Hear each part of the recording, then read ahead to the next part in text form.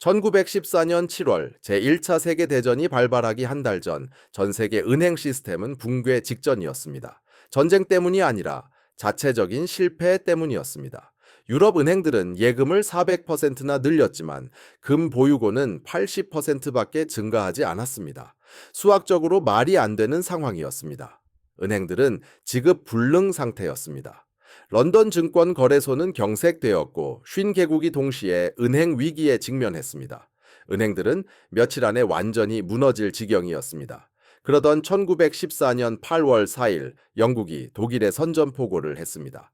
그러자 놀라운 일이 벌어졌습니다. 금융 시스템을 하룻밤 사이에 파괴했을 은행 위기가 갑자기 해결된 것입니다. 금 의무는 사라졌고 정부 보증이 나타났습니다. 비상 권한으로 모든 규제가 정지되었습니다. 8월 3일에 파산 직전이었던 은행들은 8월 5일이 되자 구제되었습니다. 전쟁이 은행들을 혼란에 빠뜨린 것이 아니었습니다. 전쟁이 은행들을 살린 것이었습니다. 자, 이제 역사 수업에서 가르쳐 주지 않는 것을 말씀드리겠습니다. 이것은 한 번의 우연이 아니었습니다. 이것은 하나의 패턴이었습니다. 제2차 세계대전도 마찬가지였습니다. 가치 없는 대공황 시기 부채를 안고 파산 직전이었던 은행들, 전쟁이 선포되자 은행들은 구제되었습니다. 베트남 전쟁, 같은 패턴이었습니다. 브레튼우즈 체제에서 달러가 붕괴되고 있었습니다. 은행들은 과도하게 확장했습니다. 전쟁이 격화되자 위기는 유예되었을 뿐입니다. 1990년 이라크 전쟁, 페트로달러 시스템이 위협받았습니다. 전쟁이 발발하자 달러는 구제되었습니다.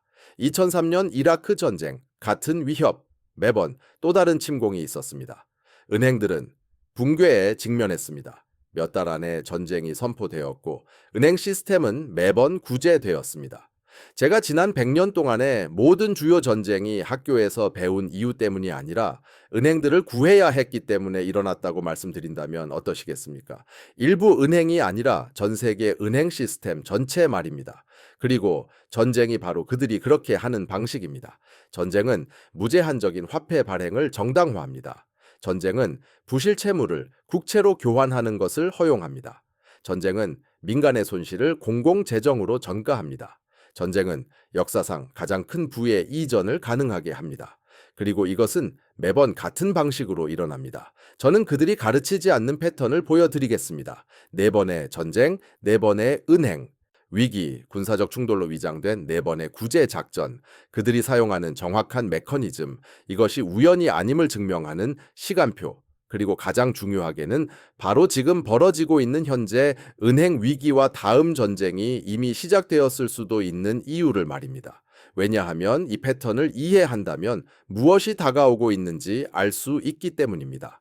그리고 다가오는 것은 1914년의 상황과 정확히 다시 일치합니다. 제1차 세계 대전부터 시작하겠습니다. 이 시점에서 패턴이 부인할 수 없게 되기 때문입니다. 1914년 7월 유럽의 은행 시스템은 죽어가고 있었습니다. 전쟁 때문이 아니었습니다. 전쟁은 아직 시작되지 않았습니다. 은행들은 40년간의 무모한 확장으로 인해 죽어가고 있었습니다. 1870년과 1914년 사이에 유럽 은행들은 예금을 400% 늘렸습니다. 하지만 전체 시스템의 기반인 금 보유고는 80%만 증가했습니다. 이는 수학적으로 불가능한 상황을 만들었습니다. 은행들은 예금자들에게 금을 인출할 수 있다고 약속했지만 충분한 금이 없었습니다. 은행들은 사기를 치고 있었던 셈이며 1914년 7월에는 그 사기극이 무너지고 있었습니다. 실제 숫자를 보면 위기는 어디에서나 명백했습니다. 런던 증권 거래소는 경색되고 있었습니다. 거래량은 급락했습니다. 주요 은행들은 유동성을 확보할 수 없었습니다. 7월 말에는 시장이 완전히 마비되었습니다. 주가는 하룻밤 사이에 폭락했습니다. 런던 거래소는 1914년 7월 31일에 문을 닫았고 5달 동안 폐쇄 상태였습니다. 5달입니다. 이것은 혼란이 아닙니다. 이것은 붕괴입니다. 하지만 런던만의 문제가 아니었습니다. 이것은 전 세계적인 현상이었습니다. 50개국이 동시에 은행 위기에 직면했고 뱅크런은 대륙 전역으로 확산되었습니다. 중앙은행들은 유동성을 확보하기 위해 필사적으로 금을 비축했습니다. 40년에 걸쳐 구축된 전체 글로벌 금융 구조가 붕괴하고 있었습니다. 그리고 내부자들은 이를 알고 있었습니다. 영란은행은 7월 내내 비상회의를 열었습니다. 로스차일드 가문은 런던, 파리, 빈 전역에서 위기 대응을 조율했습니다. JP 모건의 파트너들은 미국의 새로운 연방 준비제도 설계자들에게 비공개 경고를 보냈습니다. 그들 모두는 붕괴가 다가오고 있음을 보았습니다. 은행들은 해결할 수 없는 세 가지 엄청난 문제가 있었습니다. 첫째, 식민지 대출은 재앙적인 수준으로 치달았습니다. 남아메리카 정부에 대한 막대한 대출이 채무 불이행 상태였습니다. 아르헨티나는 1890년에 이미 채무 불이행을 선언했습니다. 오스만 제국은 부채로 인해 붕괴하고 있었습니다. 아프리카 식민지 사업은 이익이 아닌 손실을 내고 있었습니다.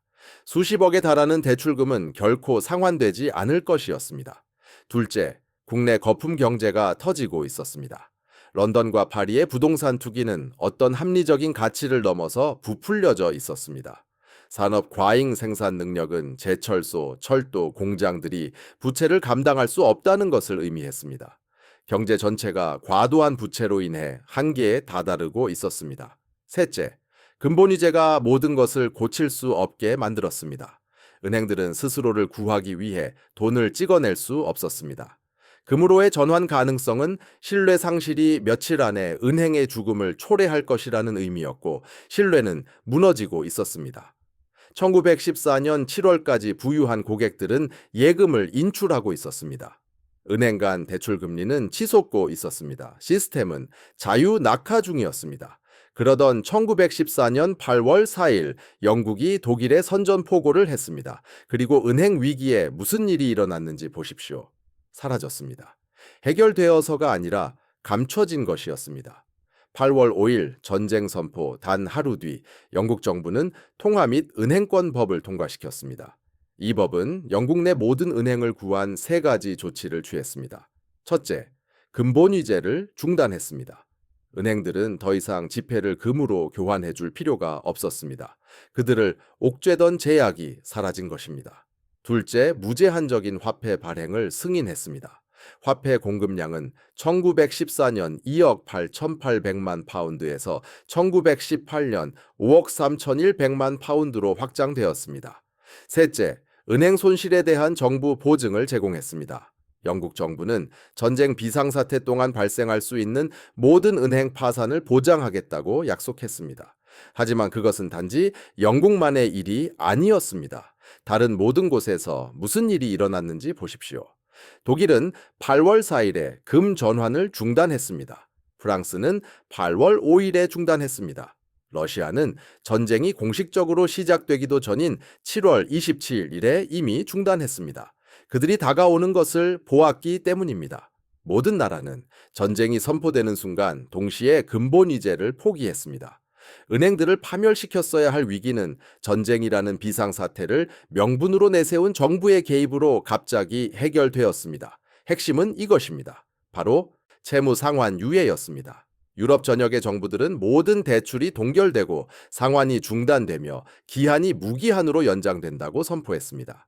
이는 실패한 식민지 대출, 채무 불이행에 빠진 부동산 투기, 그리고 막대한 손실을 야기하던 모든 부실 채권들의 만기가 갑자기 사라졌다는 의미였습니다.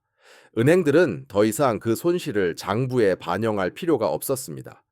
전쟁 때문에 모든 것이 일시적으로 동결되었습니다. 그 일시적인 조치는 영구적인 것이 되었습니다. 그 부채의 대부분은 결국 상환되지 않았습니다. 결국 탕감되거나 구조조정되거나 정부의 전쟁 채권으로 교환되었습니다. 이제 여기에서 그 구조 작업이 강탈로 변모하는 지점을 알 수 있습니다. 은행들은 수십억에 달하는 부실 사채, 실패한 철도 대출, 투기적인 부동산, 그리고 수익을 낼 가망이 전혀 없는 식민지 사업 프로젝트들을 보유하고 있었습니다. 정부들은 전쟁 동원을 위해 즉시 자금이 필요했습니다. 세금이 거치기를 기다릴 여유가 없었습니다. 그래서 은행들은 제안했습니다. 저희가 즉시 현금을 드릴 테니 저희의 부실 대출 대신 정부의 전쟁 채권을 주십시오. 이러한 교환은 유럽 전역에서 이루어졌습니다. 도이체방크에 실패한 오스만 제국 철도 대출은 독일의 전쟁 채권으로 바뀌었습니다. 영국 은행들의 남미 사업 실패작들은 제국 방위 자금으로 둔갑했습니다. 프랑스 은행들의 러시아 투자 손실은 연합국의 상호 지원 의무로 전환되었습니다. 이는 역사상 가장 거대한 대차 대조표 세탁이었습니다. 주주들이 손실을 감당해야 할 은행의 대차 대조표에 있던 위험은 수세대에 걸쳐 납세자들이 그 짐을 떠안게 될 정부 장부로 고스란히 옮겨졌습니다. 영국 정부만 해도 다양한 부활 계획을 통해 은행들의 2억 파운드를 지원했습니다. 이는 당시 국가 전체 국내 총생산의 9%에 달하는 금액이었습니다. 그 규모는 상상조차 할 수 없을 정도였습니다. 그리고 이 모든 돈은 전쟁 비상 사태라는 명분으로 정당화되었습니다. 1918년에 전쟁이 끝날 무렵 유럽의 은행업은 완전히 다른 모습을 하고 있었습니다. 1914년에 붕괴했어야 할 은행들은 살아남았을 뿐만 아니라 독점적인 기업들로 통합되었습니다.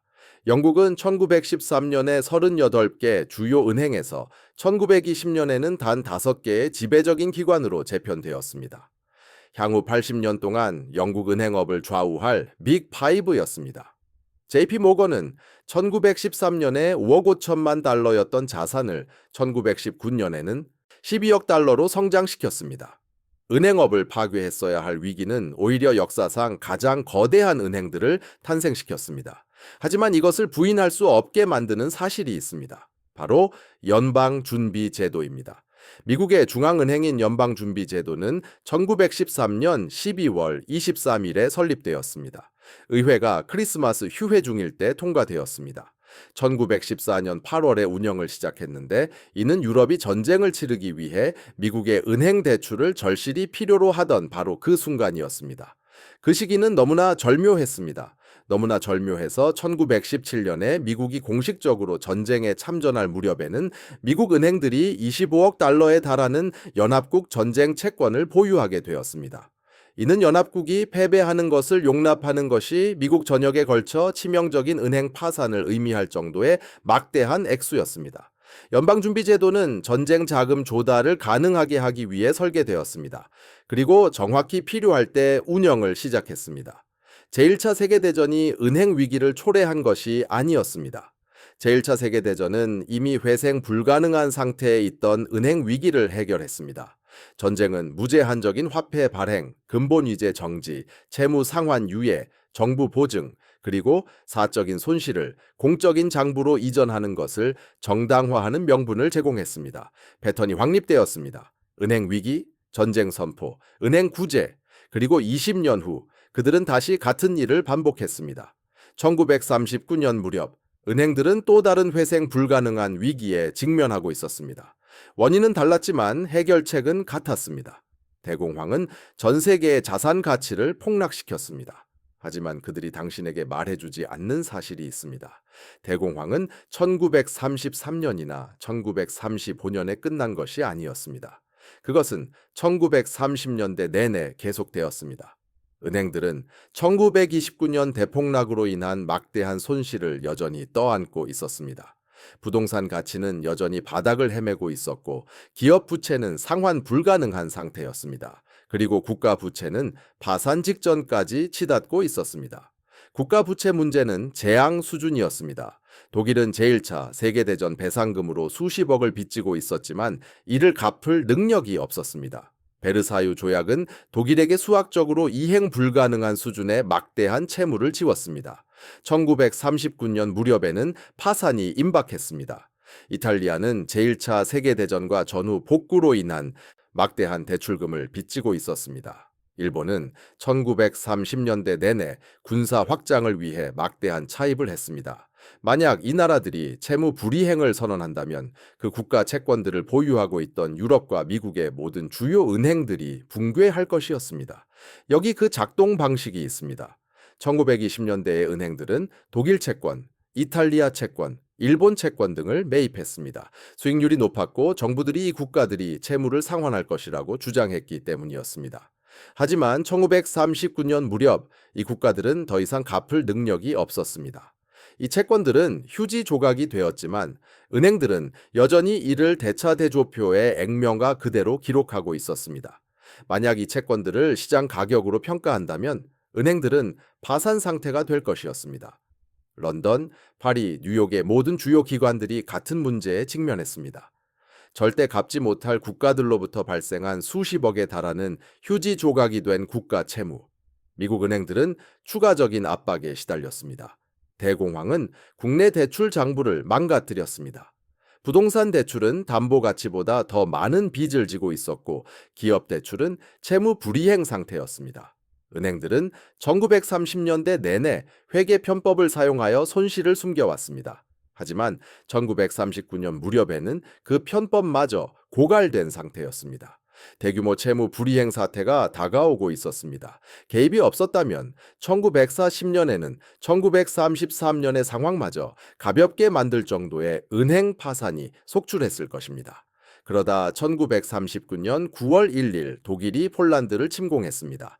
제2차 세계대전이 시작된 것입니다. 그리고 1914년과 똑같이 어떤 일이 벌어졌는지 보십시오. 은행들을 위협하던 위기가 갑자기 해결책으로 변모했습니다.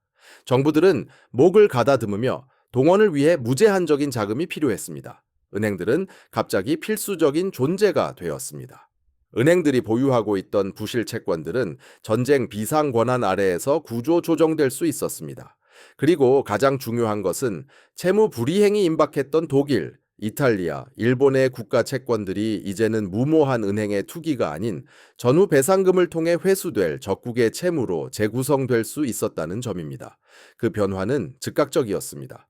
미국은 1941년 12월까지 공식적으로는 중립을 유지했지만 1939년과 1940년에 영국의 막대한 대출을 시작했습니다.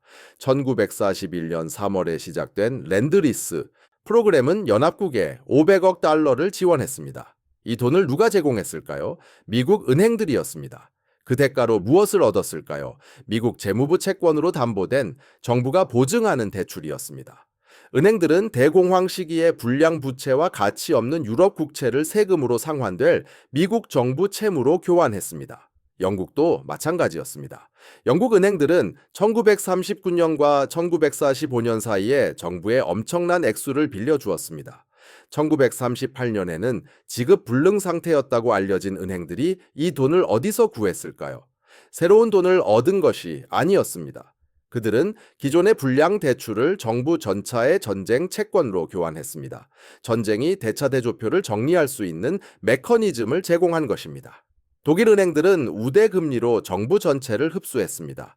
프랑스 은행들은 비상 권한 아래 포트폴리오를 완전히 재편했습니다. 1945년 전쟁이 끝날 무렵에는 1939년에 무너졌어야 할 은행 시스템이 완전히 재편되어 있었습니다. 대공황으로 인한 불량 사적 부채는 사라지고 정부 채권으로 대체되었습니다. 독일, 이탈리아, 일본의 가치 없는 국채는 은행 파산이 아닌 전쟁 손실로 처리되었습니다. 대중은 인플레이션, 조세, 통화 가치 하락을 통해 손실을 떠안았고 은행들은 깨끗하게 재기했습니다. JP 모건의 자산은 1939년에 11억 달러에서 1945년에는 25억 달러로 증가했습니다.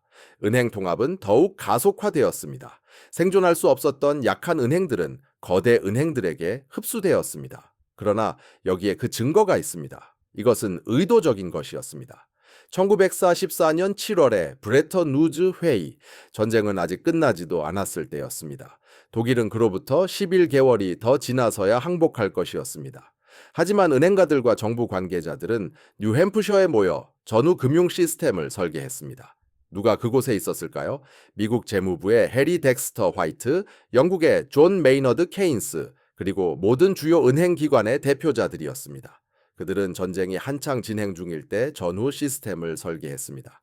그들은 향후 27년 동안 세계 금융을 지배할 국제통화기금, 세계은행, 그리고 달러금 본위제를 만들었습니다. 이것은 전후 계획이 아니었습니다. 이것은 전쟁 전의 설계였습니다. 전후 세계의 금융 구조는 1944년에 결정되었는데 이는 내부자들이 전쟁이 어떻게 끝날지 알고 있었다는 뜻입니다. 그들은 은행 시스템이 지배적인 위치로 부상할 것임을 알고 있었습니다. 그것이 바로 핵심이었으니까요. 제2차 세계대전은 대공황으로부터 은행들을 구했을 뿐만이 아닙니다. 수세대에 걸쳐 은행의 지배력을 보장하기 위해 세계 금융을 재편했습니다. 25년 후 그들은 다시 한번 같은 일을 벌였습니다. 1964년 무렵 미국 달러는 극심한 압력에 시달리고 있었습니다. 1944년에 설계된 브레턴 우즈 시스템이 붕괴하고 있었습니다. 문제는 간단한 산수였습니다. 미국은 온스당 35달러의 달러를 금으로 전환해 주겠다고 약속했습니다. 하지만 미국은 보유한 금보다 훨씬 더 많은 달러를 찍어내고 있었습니다. 그 비율은 감당할 수 없는 수준이 되어가고 있었습니다. 프랑스가 이를 가장 먼저 알아챘습니다. 프랑스 대통령 샤를 드골은 이 속임수를 간파했습니다. 미국은 달러를 찍어냄으로써 전 세계에 인플레이션을 수출하고 있었습니다. 브레턴 우즈 체제에서 모든 나라는 달러를 준비금으로 보유해야 했습니다. 하지만 미국이 너무 많은 달러를 찍어내면서 그 달러의 가치는 떨어지고 있었습니다. 드골은 금을 요구하기 시작했습니다. 1965년에 프랑스는 7억 5천만 달러를 금으로 전환하여 미국에서 프랑스로 물리적으로 운송했습니다. 다른 나라들도 뒤따르기 시작했습니다. 이러한 상황이 계속된다면 미국은 2년 안에 금이 고갈될 것이었습니다. 달러는 붕괴하고 브레턴 우즈 체제는 끝나며 달러 지배력에 기반한 세계 금융 시스템은 종말을 맞을 것이었습니다. 미국 은행들은 위기에 직면했습니다. 그들은 달러의 안정성을 전제로 세계적으로 확장해 왔습니다. 만약 달러가 붕괴하면 수조 달러에 달하는 국제 대출, 국채, 기업 채무가 채무 불이행에 빠질 것이었습니다. 은행들은 달러 위기에서 살아남을 수 없었습니다. 그들은 달러가 안정적으로 유지되기를 원했지만 동시에 정부가 계속해서 달러를 찍어내기를 필요로 했습니다. 이 두 가지 요구사항은 아무도 이의를 제기할 수 없는 막대한 양의 달러를 찍어낼 명분이 없는 한 모순적이었습니다. 베트남 전쟁은 1964년에 확대되었습니다. 1964년 8월에 통킹만 사건은 미국의 직접적인 개입으로 이어졌습니다. 1965년에는 지상군이 파병되었습니다. 1968년에는 50만 명이 넘는 미군 병력이 베트남에 주둔했습니다. 전쟁은 직접 지출로 1680억 달러의 비용이 들었습니다. 인플레이션을 감안하면 현재 가치로 1조 달러가 넘는 금액입니다. 이 돈은 어디서 나왔을까요? 연방준비제도가 이를 찍어냈고 전시 비상 지출이었기 때문에 아무도 이의를 제기하지 않았습니다. 전쟁이 은행들에게 어떤 영향을 미쳤는지 보시죠. 첫째, 무제한적인 달러 발행을 정당화했습니다. 정부는 전쟁 자금이 필요했습니다. 연준이 이를 제공했습니다. 인플레이션은 1964년에 1%에서 1970년에는 6%로 치솟았습니다. 이 인플레이션은 각국이 요구하던 모든 금의 실질 가치를 떨어뜨렸습니다. 둘째, 달러 위기를 지연시켰습니다. 1965년에 브레턴 우즈의 근본적인 문제들을 해결하는 대신 전쟁은 1971년까지, 즉 6년 더 달러 지배력을 유지하며 계속해서 달러를 찍어낼 명분을 만들었습니다. 셋째, 국제대출이 붕괴했어야 할 시기에도 은행의 지급 능력을 유지시켜 주었습니다. 그러나 핵심은 이겁니다. 전쟁은 근본적인 문제를 해결하지 못했습니다. 은행들이 전환을 준비할 수 있을 때까지 위기를 지연시켰을 뿐입니다. 1971년 닉슨이 금 태환 정지를 선언하고 브레턴 우즈 체제를 끝냈을 때 은행들은 이미 준비가 되어 있었습니다. 그들은 익스포저, 위험 노출액을 이동시켰습니다. 그들은 대차 대조표를 재편했습니다. 그들은 탈금 본위 시대에 대비하고 있었습니다. 전쟁은 그들에게 1965년에 치명적이었을 전환에 대비할 7년의 시간을 벌어주었습니다. 그리고 그 증거는 전쟁이 끝났을 때 일어난 일에 있습니다. 미국이 베트남에서 완전히 철수했던 1973년에 달러는 붕괴하지 않았습니다. 왜일까요? 은행들이 이미 페트로달러 시스템을 구축했기 때문입니다. 1973년과 1974년에 미국은 사우디아라비아와 거래를 했습니다. 사우디는 석유를 오직 달러로만 판매할 것이었습니다.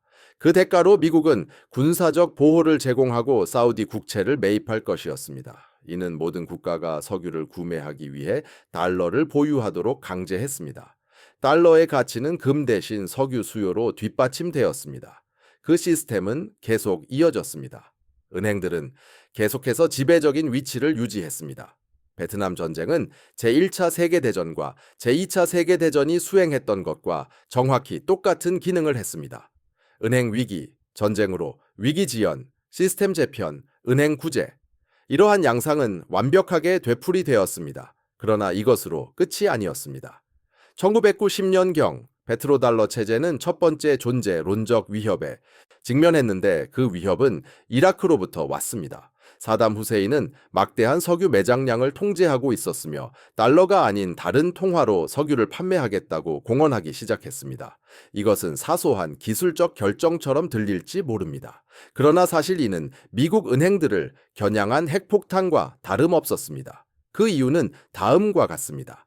페트로달러 체제는 모든 국가가 달러로 석유를 구매할 것을 요구합니다. 이는 달러에 대한 인위적인 수요를 창출합니다.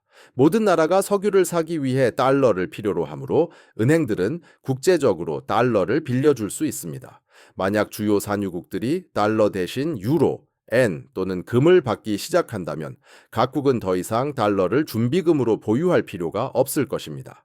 이들은 보유하고 있던 달러를 한꺼번에 팔아버릴 수 있었고 달러 가치는 붕괴되며 모든 달러 표시 대출, 채권 및 금융상품은 채무 불이행 상태가 될 것입니다. 미국 은행들은 몇 달 안에 무너질 것입니다. 이라크는 세계에서 두 번째로 큰 석유 매장량을 가지고 있었습니다. 만약 이라크가 페트로달러를 포기한다면 다른 산유국들도 뒤따를 것이었습니다.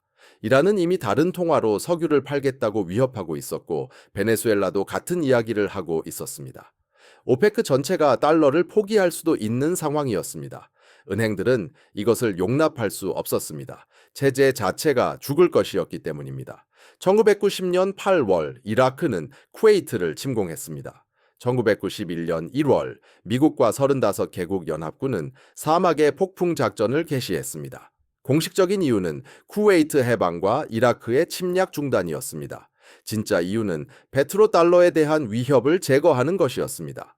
사담 후세인은 달러 지배력의 근간을 위협했고 그는 제거되어야 했습니다. 그러나 전쟁은 그를 제거하지 못했습니다. 대신 그의 군대와 석유 생산 능력을 파괴했습니다. 이라크는 제재해 놓여 석유를 전혀 팔 수 없게 되었고 달러가 아닌 다른 통화로 파는 것은 더욱 불가능했습니다. 1991년 걸프전은 페트로달러를 또 다른 10년 동안 지켜주었습니다. 그러나 사담은 배우지 못했습니다. 2000년 11월 이라크는 유엔 석유 식량 교환 프로그램을 통해 석유를 달러 대신 유로로 판매할 것이라고 발표했습니다. 이것은 페트로달러 체제에 대한 직접적인 공격이었습니다. 만약 이라크가 유로로 석유를 성공적으로 판매한다면 다른 산유국들도 뒤따를 것이었습니다. 달러는 석유 지원을 잃을 것이고 은행들은 붕괴에 직면할 것이었습니다. 2003년 3월 20일 미국은 이라크를 침공했습니다. 공식적인 이유는 대량 살상 무기와 테러리즘 연계였습니다. 둘 다 거짓말이었습니다. 대량 살상 무기는 전혀 발견되지 않았고 테러리즘 연계도 존재하지 않았습니다. 그러나 침공 직후 어떤 일이 일어났는지 보십시오. 2003년 6월 이라크의 석유 판매는 다시 달러로 전환되었습니다. 이라크 중앙은행은 미국에 감독해 재편되었고 모든 석유 수입은 달러로 이루어졌습니다. 페트로달러에 대한 위협은 제거되었습니다. 그러나 이러한 양상은 이라크에서 멈추지 않았습니다. 2009년 리비아의 무아마르 카다피는 금 디나르라고 불리는 금 기반 통화를 만들 것을 제안했습니다. 그는 아프리카산 석유를 달러 대신 금 디나르로 팔고 싶어 했습니다. 그는 다른 아프리카 국가들과 함께 달러를 완전히 우회할 통합 통화를 만들기 위해 노력하고 있었습니다. 이것은 이라크와 같은 위협이었습니다. 만약 아프리카산 석유가 달러 대신 금으로 거래된다면 페트로달러 체제는 약화될 것이었습니다. 2011년 3월 나토는 리비아에 대한 군사 개입을 시작했습니다. 공식적인 이유는 리비아 내전 중 인도주의적 개입이었습니다. 2011년 10월까지 카다피는 사망했습니다. 카다피가 금 디나르 프로젝트를 위해 축적했던 리비아의 금 매장량은 사라졌습니다. 143톤의 금이 증발했고 리비아의 석유 판매는 다시 달러로 돌아왔습니다. 위협은 제거되었고 페트로달러는 살아남았습니다. 시리아도 같은 양상에 직면했습니다. 2006년 시리아는 달러 표시 석유 판매에서 벗어날 계획을 발표했습니다. 2011년 무렵 시리아는 미국이 지원하는 반군과의 내전에 휩싸였습니다. 이란은 수십 년 동안 미국의 제재에 직면해 왔는데 이는 특히 이란이 반복적으로 달러가 아닌 다른 통화로 석유를 판매하려고 시도했기 때문입니다. 이러한 양상은 일관적입니다. 페트로달러를 위협하면 군사 개입에 직면하게 됩니다. 이제 이것이 왜 중요한지 말씀드리겠습니다. 바로 지금 2024년 전 세계 은행 시스템은 또 다른 위기에 직면해 있습니다. 그리고 동일한 양상이 형성되기 시작하고 있습니다. 미국 은행들은 2조 7천억 달러에 달하는 상업용 부동산 부채를 보유하고 있습니다. 원격 근무로 인해 사무실 건물은 40%가 공실 상태입니다. 부동산 가치는 40%에서 60%까지 하락했습니다. 이러한 대출들은 부실화되고 있으며 지역 은행들은 무너지고 있습니다. 실리콘밸리 은행은 2023년 3월에 파산했고 사흘 뒤 시그니처 은행도 파산했습니다. 퍼스트 리퍼블릭 은행은 2023년 5월에 파산했습니다. 이것들은 초기 경고음입니다. 위기가 고조되고 있습니다. 그러나 문제는 상업용 부동산에만 국한되지 않습니다. 기업 부채는 12조 달러라는 기록적인 수준에 달해 있습니다. 이 중 대부분은 2009년에서 2021년 사이에 2%에서 3% 이율로 차입된 것입니다. 이제 이율은 6%에서 7%입니다. 기업들은 자금을 재융자할 수 없고 채무 불이행이 가속화되고 있습니다. 은행들은 상환되지 않을 수천억 달러의 기업 부채에 노출되어 있습니다. 국제적으로 달러 시스템은 다시 공격받고 있습니다.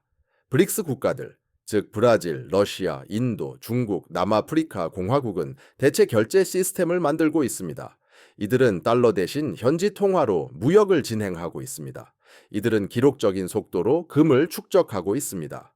중국은 2022년과 2023년에 걸쳐 1000톤이 넘는 금을 구매했고 러시아는 600톤을 구매했습니다. 이들은 탈투어, 달러 시대에 대비하고 있는 것입니다. 사우디아라비아는 중국의 위안화로 석유를 판매하는 것을 협상 중입니다. 이것은 페트로달러에 대한 직접적인 공격입니다. 만약 사우디가 달러 석유 판매를 포기한다면 시스템은 붕괴될 것입니다. 그리고 지정학적 상황을 보십시오. 2022년 2월에 시작된 우크라이나 전쟁은 아직도 진행 중이며 미국은 무제한적인 무기와 자금을 제공하고 있습니다. 타이완 긴장은 고조되고 있습니다. 중국은 타이완 주변에서 군사 훈련을 실시하고 있으며 미국은 타이완을 군사적으로 방어하겠다고 공언하고 있습니다. 중동 긴장도 고조되고 있습니다. 이스라엘 분쟁은 확대되고 있으며 이란은 호르무즈 해협 폐쇄를 위협하고 있습니다. 군사 충돌이 언제든 폭발할 수 있는 세계의 다른 전선이 존재합니다. 이것은 1914년 상황과 정확히 일치합니다. 은행 위기가 고조되고 지정학적 긴장이 격화되며 내부자들은 포지션을 취하고 있고 언제든 촉발 사건이 발생할 수 있는 상황인 것입니다. 은행 위기가 치명적인 수준에 이르면 전쟁이 해답이 된다는 것이 이 양상이 보여주는 바입니다. 전쟁은 무제한적인 돈 발행을 정당화합니다. 전쟁은 부실 채권의 구조 조정을 가능하게 합니다. 전쟁은 사적 손실을 국민의 부담으로 전가시킵니다. 전쟁은 국가 비상사태로 위장된 은행 구제를 가능하게 합니다. 위기는 이미 현실이 되었습니다. 상업용 부동산은 무너지고 있고 기업 부채는 부도 위기에 처했으며 달러 체계는 공격받고 있고 지방은행들은 도산하고 있습니다. 그리고 지정학적 상황은 사태를 확대할 여러 가지 선택지를 제공합니다. 우크라이나 사태는 나토 영토로 확장될 수 있고 대만은 침공될 수 있으며 중동은 지역 전쟁으로 폭발할 수 있습니다. 이 중 어느 하나라도 그들의 대응을 정당화할 것입니다. 은행들은 연방준비제도 연준의 무제한적인 개입, 정상적인 회계 규칙의 중단, 은행 손실에 대한 정부 보증, 부실기관 구조 조정을 위한 비상 권한을 필요로 합니다. 이것이 그들이 가르쳐주지 않는 양상입니다. 제1차 세계대전은 40년간의 무분별한 확장으로 인한 지급 불능 상태에서 은행들을 구제했습니다. 제2차 세계대전은 대공황 손실과 국가 부채 불이행으로부터 은행들을 구제했습니다. 베트남 전쟁은 브레턴우즈 달러 체계 붕괴로부터 은행들을 구제했습니다. 이라크 전쟁들은 페트로달러 위협으로부터 은행들을 구제했습니다. 지난 100년 동안의 모든 전쟁은 은행 위기와 동시에 발생했습니다. 모든 전쟁은 은행을 구제하는 메커니즘을 제공합니다. 모든 전쟁은 매번 사적 손실을 대중에게 전가시킵니다. 바로 지금 그 양상이 다시 형성되고 있습니다. 은행들이 무너지고 있습니다. 시스템은 압박받고 있습니다. 지정학적 긴장이 고조되고 있습니다. 반가소의 사건들은 제자리에 놓여 있습니다. 역사는 다음 주요 전쟁이 영토 분쟁이나 민주주의, 인권 또는 그들이 내세울 어떤 공식적인 이유 때문이 아닐 것이라고 말합니다. 다음 전쟁이 일어난다면 지난 100년 동안 모든 전쟁이 그래왔던 것처럼 단 한 가지 이유 때문일 것입니다. 바로 은행을 구하는 일 말입니다. 은행을 이해하지 않고서는 현대 전쟁을 이해할 수 없습니다. 부채를 이해하지 않고서는 지정학을 이해할 수 없습니다. 지난 한 세기 동안 모든 주요 분쟁은 은행들이 치명적인 위기에 직면하여 구제를 필요로 했을 때 발생했습니다. 공식적인 설명은 그저 거칠애에 불과합니다. 역사 교과서는 모든 전쟁에 앞서 발생했던 금융 위기를 빠뜨립니다. 그들은 당신에게 암살과 동맹, 그리고 영토 분쟁에 대해서는 가르칩니다. 그들은 당신에게 1914년 7월 한 발의 총성도 울리기 전에 유럽 은행들이 붕괴하고 있었다는 사실을 가르쳐 주지 않습니다. 그들은 당신에게 1939년에 은행들이 가치 없는 대공황 채무를 보유하고 있었다는 사실을 가르쳐 주지 않습니다. 그들은 당신에게 1964년에 달러가 죽어가고 있었다는 사실을 가르쳐 주지 않습니다. 그들은 당신에게 1990년과 2003년에 베트로달러가 위협받고 있었다는 사실을 가르쳐 주지 않습니다. 그들은 당신에게 그 양상을 가르쳐 주지 않습니다. 왜냐하면 그 양상을 이해한다면 무엇이 오고 있는지 보게 될 것이기 때문입니다. 그리고 다가오는 상황은 1914년과 정확히 똑같아 보입니다. 은행 위기, 지정학적 긴장, 반가소의 사건들이 준비되어 있습니다. 내부자들은 이미 자리를 잡고 있습니다. 은행 임원들은 개인 주식을 팔고 있습니다. 연방준비제도는 부실 기관에 비상 대출을 제공하고 있습니다. 각국 정부는 확대된 군사작전을 준비하고 있습니다. 말들이 제자리를 찾아 움직이고 있습니다. 전쟁에 대한 가장 큰 거짓말은 전쟁이 예측 불가능한 혼돈이라는 것입니다. 그렇지 않습니다. 그것은 체계적이고 기계적이며 재정적인 문제입니다. 은행 위기는 필요를 만듭니다. 지정학적 긴장은 기회를 제공합니다. 전쟁은 메커니즘을 제공합니다. 은행은 구제됩니다. 납세자들은 대가를 치릅니다. 부는 대중으로부터 금융 시스템으로 이전됩니다. 그리고 그 양상은 반복됩니다. 제1차 세계 대전, 제2차 세계 대전, 베트남 전쟁, 이라크 전쟁, 4번의 전쟁, 4번의 은행 위기, 4번의 구제, 하나의 양상, 그리고 그 양상이 바로 지금 다시 형성되고 있습니다. 남은 유일한 질문은 이번에는 그들이 어떤 반가소의 사건을 사용할 것인가 하는 것입니다. 우크라이나, 대만, 중동, 위기는 이미 여기에 있습니다. 전쟁이 해결책입니다. 그리고 역사는 그것이 다가오고 있다고 말합니다. 이것이 그들이 가르쳐 주지 않는 양상입니다. 이제 당신은 압니다. 이제 당신은 그것이 형성되는 것을 볼 수 있습니다. 다음 장이 쓰여지고 있습니다. 그리고 충분한 사람들이 실제로 무슨 일이 벌어지고 있는지 이해하지 못한다면 그 양상은 지난 100년 동안 그래왔던 것처럼 정확히 반복될 것입니다. 은행은 구제될 것입니다. 대중은 대가를 치를 것입니다. 그리고 그들은 1914년, 1939년, 1964년, 1990년, 2003년에 그랬던 것처럼 국가 안보를 위해 불가피했다고 당신에게 말할 것입니다. 그 양상은 항상 동일합니다.